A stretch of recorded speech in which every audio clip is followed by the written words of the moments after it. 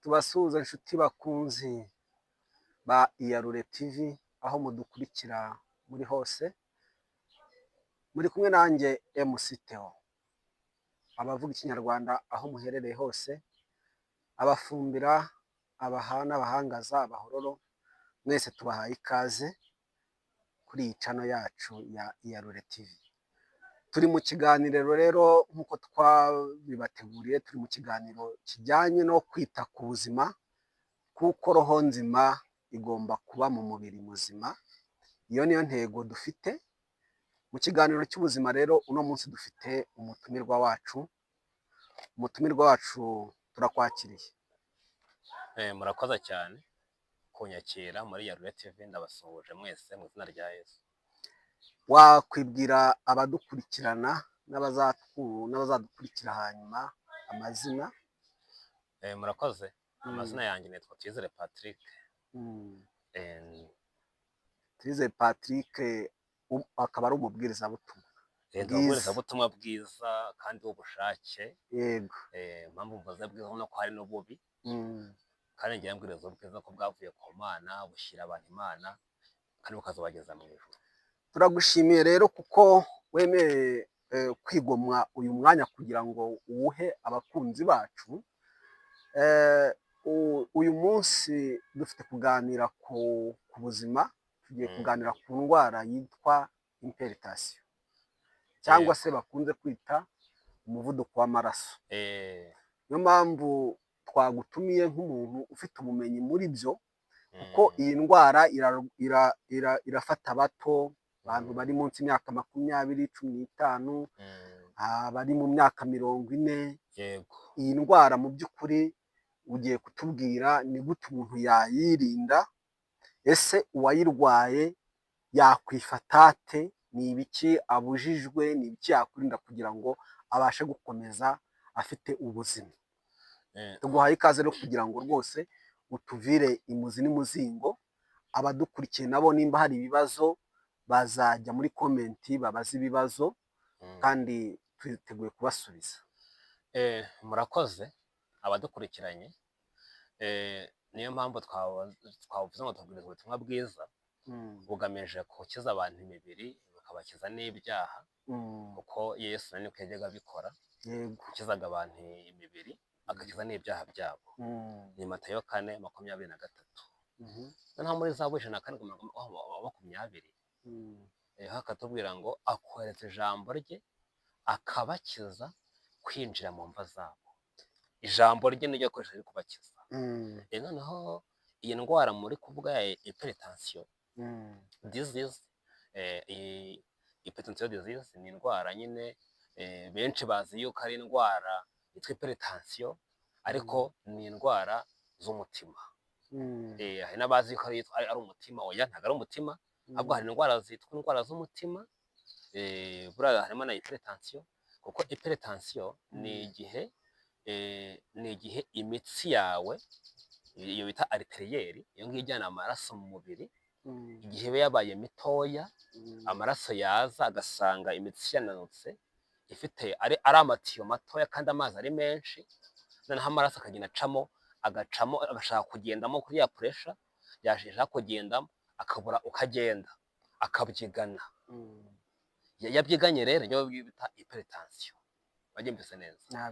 Ni igihe amaraso avuye mu mutima, irangiza akaza kuri ya puresha, yaza agasanga nta mwanya uhari, haranutse, imitsi ni mitoya. Imitsi ni gute iba mitoya rero? Imitsi ishobora kuba mitoya bwa mbere uramutse ufite icyo nakita navuga ngo ni fat, ibinure byinshi bigafata ku mitsi, imitsi ikagenda igafatana. Icyo kikaba ari icyambere cyatuma imitsi iba mitoya. Ikindi bakubwira ngo jya ukora exercise, siporo, kugira ngo imitsi yawe irambuke neza.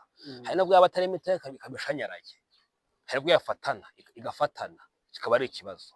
Icya gatatu, imitsi yawe igomba kuba smooth, yoroshye, kugira ngo amaraso atemberemo neza. Iyo rero ibi ngibi utabifite, imitsi ifite ziriya fati bitewe no kurya ibintu bifite poroteyine nyinshi buri munsi, imitsi ikagenda igafataho biriya twita ngo ni ibinure, ntukore imyitozo ngororamubiri, warangiza ugakomeza kandi kurya bya bindi buri munsi byongeranya byanga bikunze, icyo bizabyara ni uko uzagira icyitwa hypertension. Niyo mpamvu wenda nkivuga kuri hypertension. Murakoze kuri iki ngiki turiho. Ubundi bwa mbere reka ntavuga ku bya hypertension neza, reka mbwira abantu icyitwa disease. Ubundi ijambo disease ubwaryo rizwi ngo ni indwara. Ubundi ni amagambo abiri y'icyongereza, ni dis ya prefix na is. Izi ni two bavuga ngo ni ugukora mu buryo busanzwe cyangwa se bw'umudendezo. Ubwo disease ni ugukora mu buryo butari bw'umudendezo. Mwabyumvise neza? Iyo kabaye disease ubwo byabaye gukora mu buryo budasanzwe nyine butari bw'umudendezo. Umutima niba ugomba gutera amaraso akaza agasanga imitsi yoroshye imeze neza smooth inyerera, agatambukamo neza, akaza agasanga warunzemo bya binure utabivanyemo, ubwo hitwa disease. Kagiye gukora mu buryo budasanzwe bwo gukora nabi. Noneho mbere yuko mvuga ku bimenyetso bya hypertension, ubwo tugiye kubimenyetso ntabigeraho cyane. Iyi ndwara ya hypertension ni indwara iremereye isi cyane, kuko igitabo kino mfite mu ntoki cyitwa Health Evangelism, cyangwa se icyo bita Essentials of Health Evangelism. Iki niko cyitwa, ni paje yacyo paje 172. Kirakubwira ngo muri 2009 worldwide 1 billion people had chronic high blood pressure hypertension. Muri 2009 byibuze miliyari imwe y'abaturage batuye isi bari baturwaye indwara yo chronic, indwara idakira chronic, babana yitwa hypertension. Niba isi ituye na miliyari 7, miliyari imwe y'abaturage bagendana icyo bita uburwayi bwa hypertension. Noneho worldwide high blood pressure is estimated to cause about 7.5 million deaths. Kandi uno muryango wagaragaje neza yuko ngo byibuze miliyoni 7,500 z'abaturage igomba kubica. 7,500 mu gihe kingana iki? Ibaze muri uno mwaka bishwe gusa na hypertension, iyi ndwara ubwayo gusa 2009. Noneho wumva about bagiye muri US, about 1 in 3 adult age 20 and older in US estimated 76.4 million have hypertension. Bivuze iki? Ngo mu bantu umwe muri batatu bafite imyaka 20 cyangwa se kuzamura gato muri US, bahwanye na miliyoni 76.4 bafite hypertension. Ibaze n'indwara buryo izamutse. Noneho wumve muri 2010 hypertension was estimated to cost billion US in medical care and lost productivity. Muri 2010 ngo hatanzwe amadolari 93 miliyoni 93 z'abanyamerika mu kuvura ino ndwara. Ubwo ndagiye gusa nkwereka uburyo hari amafaranga menshi ayitangwaho. Ibaze zino miliyoni 93 z'amadolari y'abanyamerika zo kuvuza hypertension. Noneho rero uyiramutse uyirwaye, signs and symptoms, ni gute wamenya ko urwaye hypertension? Ubwo ni gute wamenya ko uyirwaye? Hari ibimenyetso simusiga. Icya mbere ni headache, ni umutwe guhora uribwa n'umutwe, guhora umutwe kurya bya hato na hato, umutwe guhora kurya, umenya ngo urwaye hypertension. Icyitwa easily fatigue, kumva wenaniwe, fatigue, kumva unaniwe ugahora urushye. Impotence, ubushake buke bwo kubonana n'uwo mwashaka, n'ubushake buke bushobora no guterwa hypertension. Impotence. Ngira ngo tukiri aho gatoya, wenda tuzakore ku ngaruka igenda itera abantu batandukanye, wenda tuzakore ku ngaruka itera abagabo no ku ngaruka itera abagore. Ngira ngo iyo yaba episode yindi ntacyo, ariko nzi kuvuga ngo si ibimenyetso rusange, yego, ukavuga ngo burya nugomeza gutya ndwaye hypertension. Ikindi isereri, ukumva ufite isereri, ukumva ufite isereri agasereri kaje amenya ko ufite hypertension. Guhinduka isura, usanga umuntu ejo ni inzobe cyane, ejo yirabuye, ejo yongera aratukura cyane, nubwo ushobora kwirabura ariko wagize amaraso make yitwa enemi, amaraso yagabanutse yabaye makeya, ubwo nawe ushaka kwirabura ugahindura isura. Gucika intege, ni naho namuka cyitwa fatigue, kumva buri munsi wacikaguritse intege, kuribwa ibihenehene by'amaso hano mu maso aha, kumva birakurya. Ikindi ushobora kumva mu maboko y'ibumoso, ukumva uraribwa mu kuboko kw'ibumoso, hano ibumoso ukumva, kuko bitewe n'uko umutima wawe uri ibumoso bwawe burya. Njya mbwira abantu ko basuzuma aho inyama zabo ziri, uri umutima wawe uba uri ibumoso bwawe mu ibere ry'ibumoso bwawe, kandi umutima wawe uba ungana n'igipfunsi cyawe burya. Noneho kuvuga ngo rero mu gice cy'ibumoso mu kuboko kw'ibumoso iyo kari kukurya, zerekana ko ufite hypertension. Ikindi ni ukugira amazi mu bihaha. Iyo bishobora kujya kwa muganga bakavuga ngo ufite amazi mu bihaha, umenye ko ufite hypertension. Ikindi navuga ku murwayi wa hypertension ni uguta ubwenge, akumva ubwenge buragiye, akumva ageze injerere mu matwi, akumva ibintu mu matwi birasamiriye, akumva birasamiriye cyane nk'ingoma zidunda, bikongera bikagenda. Ikindi cya 15 ni ukugira ikizungera, ukumva ufite ikizungera, ukumva ugiye kwikubita hasi ugahita wicara. 16 ni ukureba ibikezekezi, umuntu wabona umuntu nk'ubu ndi kukureba nkabona ndi kukubonamo abantu nka 3 cyangwa se 4, wakimuka nanjye nkabona ngenda nimukana nawe, menya ko ufite hypertension. Ikindi ni injereri mu matwi namaze kuzivuga, injereri. Ushobora kurya ibirayi ufite hypertension, ukumva mu nda birajoroge, wazirikana ko ufite hypertension.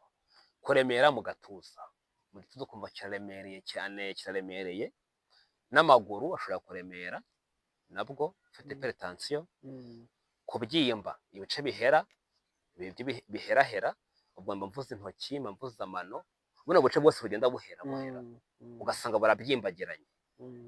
Iyo ubyimbagiranye umenye ko urwaye hypertension. Ikindi ni uko ushobora kugira ibipimo biri hejuru ugiye kwa muganga ugasanga byazamutse nyine. Uyu muntu rero umeze gutya aba arwaye hypertension. Ariko buriya mbabwira ngo ubutaha muzakora cyitwa hypotension, nacyo hypertension na hypo hamwe n'umuvuduko mwinshi w'amaraso, ahandi ni mukeya. Ni indwara zisa nk'izibangikanye. Ushobora kuba muri hypertension ugahita wisanga muri hypo noneho, kuko muri hypo ushobora gusanga ufite imbaraga nkeya, ugira amaraso mu menyo, usanga umuntu agiye kwiborosa ugasanga asinya amaraso mu menyo, akaba ari muri hypo, akiheba, akibagirwa, agasinzira, akomeza akagenda. Ubwo tatuzaba kuri hypotension. Iyo umuntu afite hypertension asabwa iki? Inama ya mbere tumusaba, tugiye kugira inama umuntu ufite hypertension, ni iki yakora, ni iki yakwirinda kugira ngo byibuze akomeza abeho. Bwa mbere nko gutanga imiti ndakubwira ngo irinde. Oya, ubwo hari uwamaze kwirinda, hari uwo byarenze akaba yararwaye. Ariko kubera ko urumva twavuze ko abarwayi n'indwara ni miliyari 1, hari abandi basigaye hafi 7. Reka mbere ku bakire bazima bo rero, mwirinde ibintu byose byayitera iyo ndwara. Abatarayirwara mwirinde ibinure byinshi, mukore siporo buri munsi, munywa amazi kenshi, kuko biri mu bintu bya mbere bituma utazarwara indwara zose z'umutima. Patrick, hari buriya iyo uvuze siporo hari abahita bacika intege. Hari umuntu uri mu myaka 45 rwose kumubwira siporo, imyaka 45, 50, ni umudamu wenda, ni iki, ni siporo umuntu yakora imeze ite? Tubwire byibuze yoroshye umuntu yakora kandi ikamugirira akamaro. Nta siporo yoroshye ibaho, ahubwo siporo yose ni ukunaniza ingingo kugira ngo zikore mu buryo budasanzwe. Siporo iramutse koroheye rero ntabwo yaba ikibaye umuti, ahubwo siporo no kugira ngo ingingo zombi hari akantu kananiwe kagiyemo. Ubwo rero siporo yataruka umugozi, yakora ka jogging kano bita amakamucaka, yakirambura, yakora ka makeri ari we mu rugo, yajyana n'umwuka mwiza akazamura amaboko inshuro zimwe kuko urambuye n'ibihaha, byari bimufashije cyane. Nayo ngeze rero ku muti wa hypertension. Bwa mbere ndakubwiye ngo mu gitondo ukibyuka ukeneye kunywa ikirahure cy'amazi y'akazuyazi. Aho hatinde mu gitondo ukibyuka kuko ahangaha ngo kwa muganga hagiye batubwira kunywa amazi, ugasanga umuntu afashe litiro y'amazi akonje ayiroshye mu nda. Nabyo biri mu bintu navuga yuko byangiriza umubiri, kuko iyo mu gitondo ufashe ikintu gikonje ukagishyira mu mubiri wawe, uba wongereye imbaraga, wongereye akazi mu gifu kugira ngo bishyushywe. Icyiza rero jya ushyiramo akazuyazi, ntukarye n'ibikonje, ntukanywe n'ibikonje.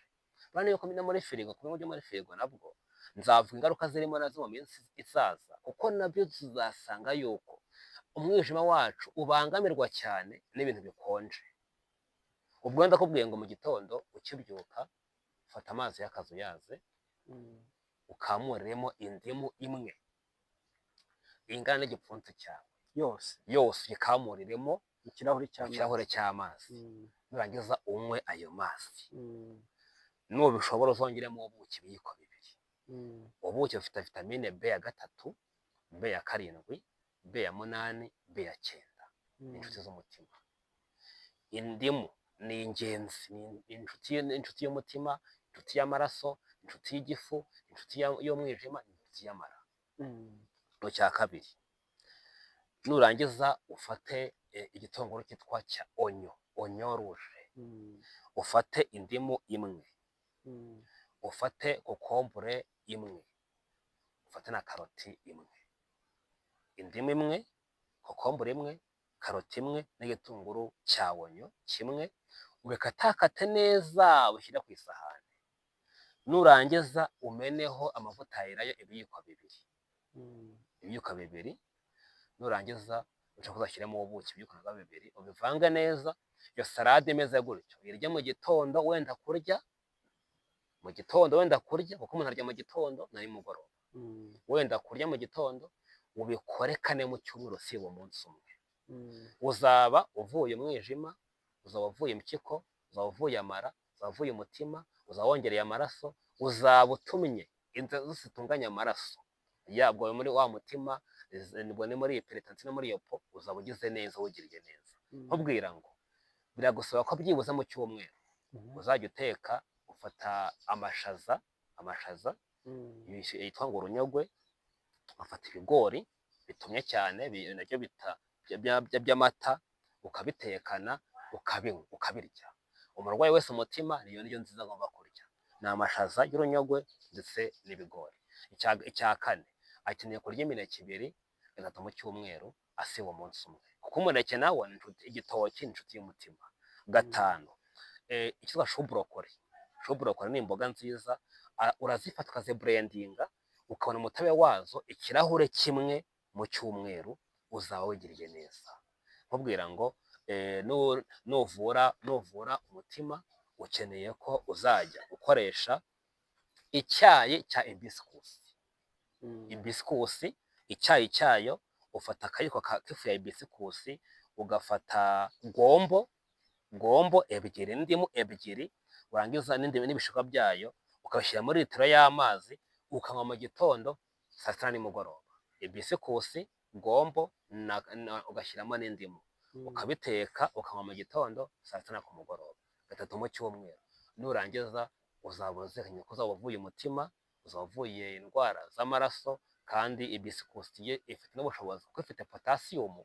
Iyo burya umuntu arwaye umutima aba akeneye potassium cyane kuruta ibindi byose. Ubwo rero abantu badukurikiye mbabwire ngo nushaka kurinda umutima wawe, uzazirikane ko ugomba kuwurinda bwa mbere umunyu, kuko yo navuze ko kiriya cyitwa, iyo bavuze ngo imitsi ngo iranyunyutse cyangwa se yabaye mitoya, umunyu uri mu bintu bya mbere bituma imitsi yacu bita ariтерiyeri igenda ikaziba. Ukeneye kureka umunyu. Cholesterol cyangwa kita ngo urugimbu rubi mu maraso ko ari n'urwiza ari n'urwiza tuzavuga ubu ukeneye kugabanya urugimbu mu maraso ni ya siporo ni ya mazi ashyushye murakoze. Reka rero tubashimire inshuti bakunzi ba Iyarure TV, murumva yuko murimo gusobanukirwa intego zacu turimo turazigeraho, ahubwo mwebwe icyo mukwiriye gukora ni ukudukurikira ibiganiro tugenda tubahereza, mukadukurikira kandi mukabisangiza n'abandi. Warangiza utanga aderese na telefone bakubonaho bashaka kubaza ibibazo cyangwa se bakatwandikira no muri comment, batanga telefone zawe. Abakenera kumpamagara mbabwira gahunda nabwo nkoreraho. Ngera iminsi yo kuvura nabari kwa mbere w'isabato no kuwa gatatu w'isabato, abari sandeyi na cyane se abari dimanche na maridi. Uyishaka ko tuvugana rero ujya kuri WhatsApp, nibyo byiza kuko hari igihe ushaka guhamagara ugasanga mfite abandi ndi kwitaba abari benshi, ujya kuri WhatsApp.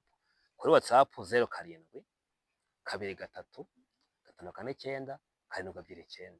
Iyo ngiyo niyo nkunda kuvuriraho cyane cyane, iri kuri WhatsApp kandi bikaba byiza iyo ayo masaha y'impamagaye byibuze cyangwa ukandika mbere yo ku mugoroba saa 2 za nimugoroba.